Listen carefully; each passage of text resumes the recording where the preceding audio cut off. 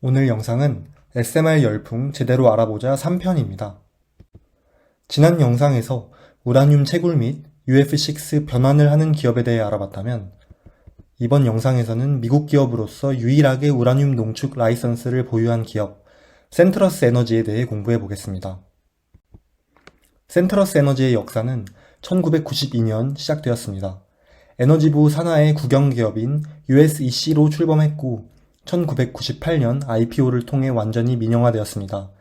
그 후 2013년 파산했지만 2014년 사명을 센트러스 에너지로 변경을 하고 파산 절차에서 벗어났습니다. 현재 회사는 농축 우라늄을 중개 판매하고 생산합니다.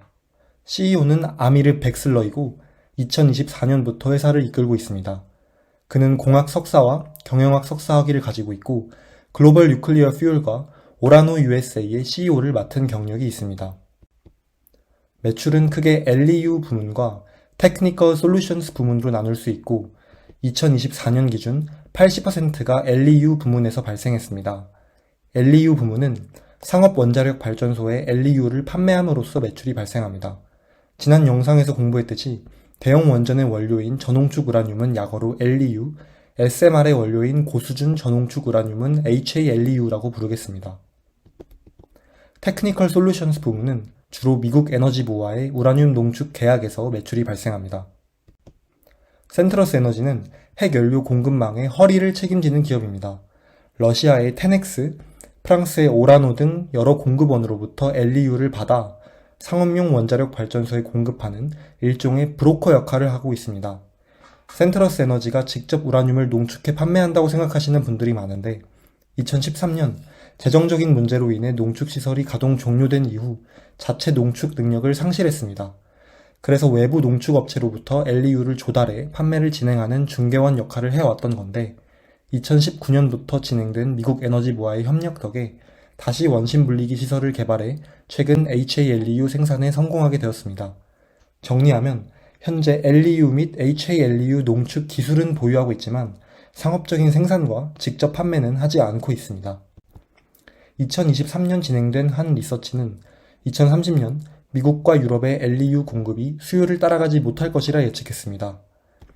또 2021년에 진행된 한 리서치에 의하면 2035년 HALEU 수요는 올해보다 23배 이상 증가할 것이라 합니다. 이렇게 LEU와 HALEU 수요가 증가할 예정인데 미국은 현재 많은 양을 러시아로부터 수입하고 있습니다. 2023년 기준 미국 원자력 발전소가 구매한 농축 우라늄 중 24%가 러시아에서 공급됐습니다. 만약 러시아가 우라늄을 무기화해 공급을 중단시키면 전체 전력 생산의 20%가 원자력 발전에 의해 이루어지는 미국 입장에서는 국가 안보가 휘청거릴 수도 있습니다. 그런 사태를 사전에 막기 위해 2024년 미국은 러시아산 우라늄 수입 금지법을 통과시켰습니다. 이 법에 의하면 2027년부터 러시아산 농축 우라늄은 수입이 완전 금지됩니다. 시장의 공급 공백을 메우기 위해 27억 달러 규모의 자금이 편성되었고 자국의 농축시설 확충 프로그램도 시작되었습니다. 단기적인 연료 수급 공백을 막기 위해 2025년까지는 예외적으로 러시아산 LEU 수입이 허가되었습니다. 센트러스는 러시아로부터 2027년까지 공급받기로 한 LEU 물량이 있지만 에너지부는 수입 시점이 가까워졌을 때 이에 대한 재검토 후 승인 여부를 결정하겠다고 못 박았습니다. 우선 미국 에너지부는 LEU 공급망을 새로 구축하기 위해 다음 6개 기업의 지원을 약속했습니다. 센트러스 에너지의 자회사인 American Centrifuge Operating, 스타트업인 제너럴 매터와 Laser Isotope Separation Technologies, 그리고 Global Laser Enrichment, 유렌코의 자회사 루이지애나 에너지 서비스, 그리고 오라노가 선정되었습니다. 이 중 미국 기업 상장사는 센트러스 에너지가 유일합니다. 또 글로벌 레이저 엔리치먼트 지분을 49% 보유한 카메코도 수혜를 받게 됩니다. 이 계약은 10년간 지속되며 각 기업은 최소 200만 달러를 받게 됩니다. LEU뿐만 아니라 미국 에너지부는 HALEU 공급망 확보를 위해 다음 4가지 기업과 계약을 맺었고 센트러스 에너지는 이번에도 포함되었습니다.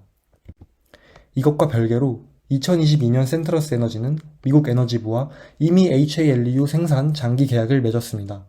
총 3단계로 이루어져 있는데 2023년 말 HALEU 20kg 시제품을 성공적으로 생산하면서 1단계를 마쳤습니다. 2단계 목표는 2025년 6월 30일까지 900kg의 HALEU를 생산하는 것이고 현재 예정대로 생산 중입니다. 그리고 에너지부는 3단계 계약의 1년 연장 옵션을 실행해 2026년 6월 30일까지 HALEU를 공급받기로 했습니다. 총 계약 가치는 최대 11억 달러이고 에너지부의 재량에 따라 계약은 앞으로 8년 더 연장될 수도 있습니다. 현재는 미국 내 원자력 발전소에 공급되는 LEU의 가치만 시장에서 측정되는데 점점 첨단 원자로가 대두되면 HALEU의 가치도 측정될 것이고 그 후에는 글로벌 원자력 발전소에서 필요하는 LEU 그리고 미국 안보를 지키기 위한 LEU, HALEU, HEU까지 고려하면 그 규모는 훨씬 커질 것입니다. 2025년 6월 27일 기준 NYSE 아메리칸 시장에서 현재 시가총액은 30억 달러, PER은 27로 거래되고 있습니다. 특히 주가가 최근 2달 동안 3배 가까이 올랐고 현재 배당은 주고 있지 않습니다. 애널리스트들이 예측하는 1년 뒤 목표 주가는 최저 70달러에서 최고 315달러로 다양하지만 평균치는 약 148달러입니다. 주요 주주를 보면 회사 지분의 77% 이상을 기관 투자자가 보유하고 있습니다. 블랙락, 미래에셋, 뱅가드 등 익숙한 이름들이 보입니다. 또 회사 내부자들이 5%가량의 지분을 보유하고 있습니다. 최근 내부자 거래를 살펴보겠습니다. 지난 5월 30일 CFO인 케빈 해릴이 1728주를 주당 126달러에 전량 매도했습니다. 그리고 CEO 아미르 백슬러는 작년 12월이 마지막 매도였는데 이때 1804주를 주당 76달러에 매도해 현재 2200주가량 보유 중입니다. 한편 CEO의 거래 코드는 F인 것으로 보아 세금 납부용 목적으로 보입니다. 최근 4년 실적 추이를 보면 매출은 점점 증가하고 있는데 매출 총이익이 거의 정체되었습니다. 즉, 매출 원가가 많이 올랐다는 뜻이겠죠? 그 때문인지 영업이익은 4년 연속 감소하고 있습니다. 2025년 1분기 실적을 보면 총 매출은 73.1밀리언 달러로 전년 동기 대비 67% 증가했습니다.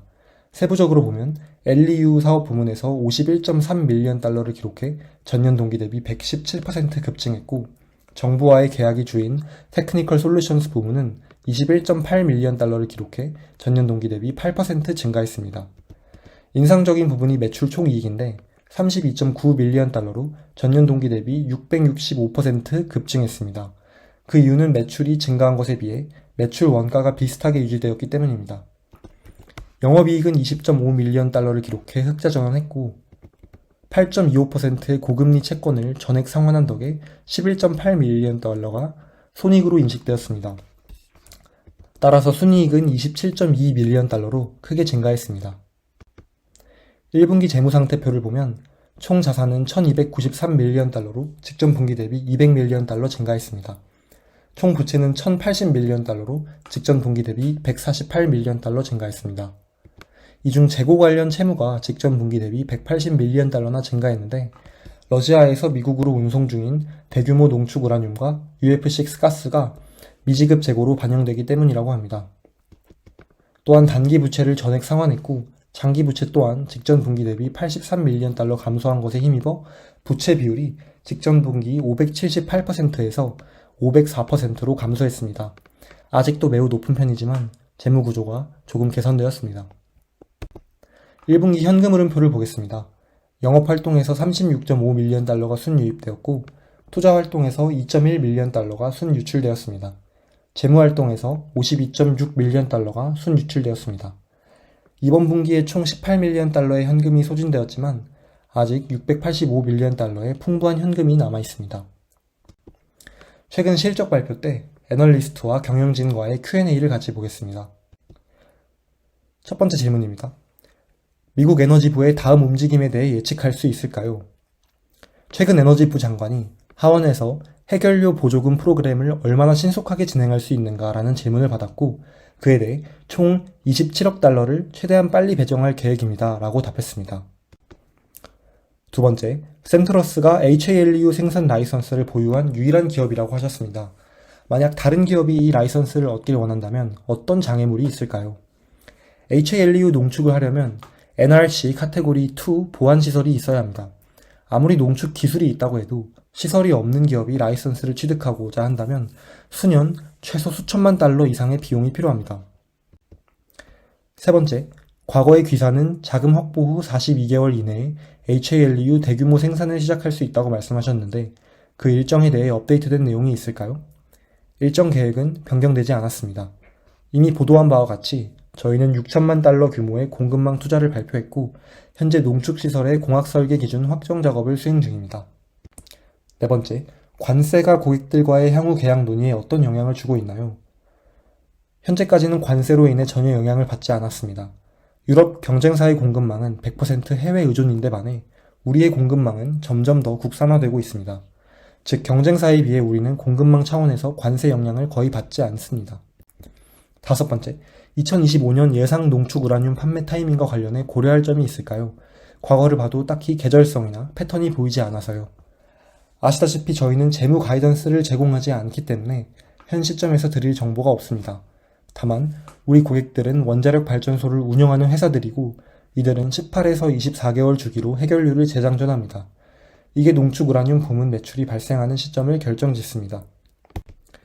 현재 NNSA, 즉 미국 국가핵안보국과 별도의 협력 기회가 있는 것으로 아는데 이와 관련해 국가안보 관점에서의 향후 계획에 대해 설명해 주세요. 공개된 정보 외에 제가 추가로 말씀드릴 수 있는 건 없습니다. 다만 큰 틀에서 보면 저희 기술은 현재 어떠한 제한 없이 배치 가능한 상태입니다. 현재 미국 내 HALEU 생산 경쟁 구도에서 어떤 기업이 떠오르고 있나요? 루이지애나 에너지 서비스가 뉴멕시코에 시설이 있지만 생산 라이선스는 아직 없는 것으로 알고 있습니다.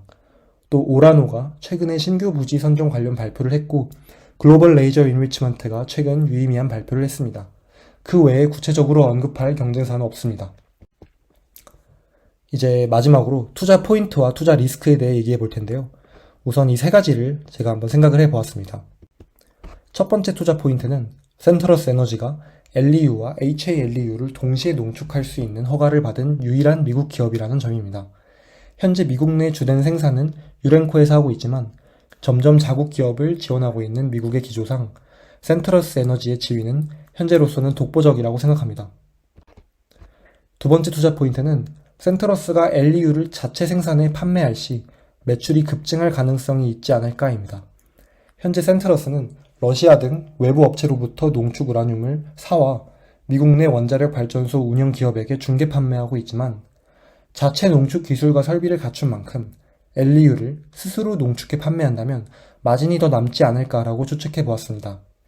실제로 올해 2월 센트러스는 우리나라의 한국수력 원자력과 LEU 10년 장기 공급 계약을 체결했습니다. 중개 판매를 하는 것인지 아니면 자체 생산한 물량을 공급하는 것인지의 자세한 계약 내용은 공개되지 않았지만 앞으로의 실적 발표를 잘 지켜봐야 할 것 같습니다. 세 번째 투자 포인트는 거래소 이전 가능성입니다. 센트러스는 2014년 구조조정에 성공한 이후로 계속 스몰캡 위주인 NYSE 아메리칸 시장에 상장되어 있습니다. 그러나 현재는 수익성과 시가총액을 많이 회복하여 원한다면 뉴욕 증권거래소 또는 나스닥 등의 상위 시장으로 충분히 이전 상장할 수 있습니다. 만약 이렇게 될 시 기관 수급이 더 증가할 가능성이 있습니다.